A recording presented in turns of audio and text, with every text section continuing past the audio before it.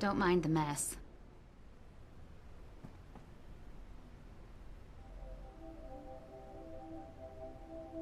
I sense an alien presence. The fog obscures a terrible truth concealed behind a veil of... Sorry, old habits. Hey, just so you know, I don't do readings anymore. I've been outside.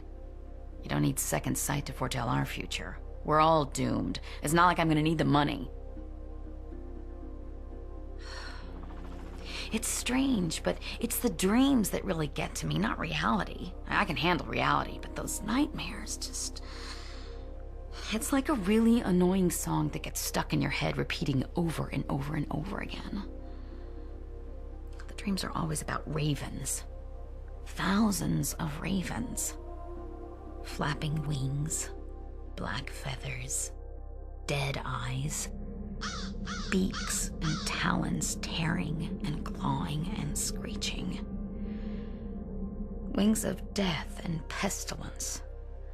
A black, timeless malice covering Kingsmouth like a funeral shroud. You get the idea. I don't know what any of it means, but it's doing a number on my beauty sleep, I can tell you that.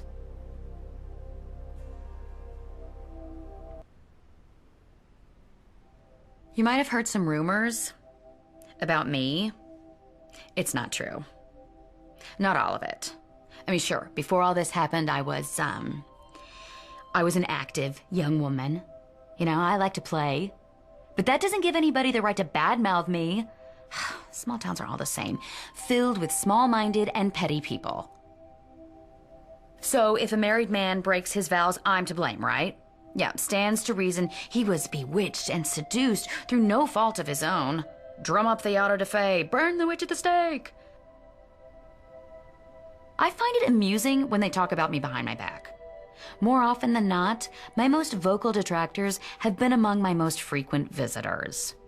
Jealousy and guilt are two very powerful incentives to exaggerating someone's promiscuity. I suppose I got lucky when the fog came. I was, tied up in here. I had this uncontrollable urge to walk into the sea, let the waters swallow me. But I was unable to, due to, you know, the plush handcuffs. The mayor wasn't as fortunate, but I suppose I can thank his fetishes for saving my life. In the commotion, he ran out of here, in his boxers, with the key to the handcuffs. Which probably means he's walking around out there somewhere, in his boxers, with the key to the handcuffs. I contemplated biting off my own hands, but then Andy found me, buck naked. Me, not him. He turned red as a tomato, sweet kid. But I didn't want to join the others at the station. I've had enough of that judgmental looks and the whispering. I'll fend for myself, thanks very much. I'm not from Kingsmouth. I moved here about 10 years ago. In retrospect, perhaps not the best decision I've ever made. First, my husband left me. Then I lost my house, my savings. Running away seemed like the best answer at the time. I moved around for a few years. I didn't have any applicable skills, no education. My options were limited. Hello, Kingsmouth, yeah. This town seemed as good a place as any to settle. Plenty of people in need of assurance, so I figured I'd give this fortune-telling business a go. And here I am, surrounded by the living dead, in more ways than one. Some nights exist out of time. They're not part of one season or the next. They don't belong to the living or the dead. Boundaries collapse. Mortals meet with gods, demons, ghosts, all that crap.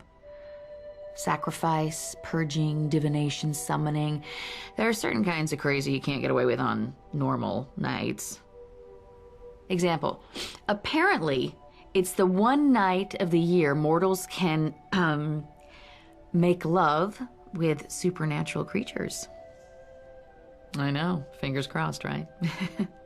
No, but seriously, if you know any single fawns... Obviously, I'm kidding! I mean, they don't have to be single.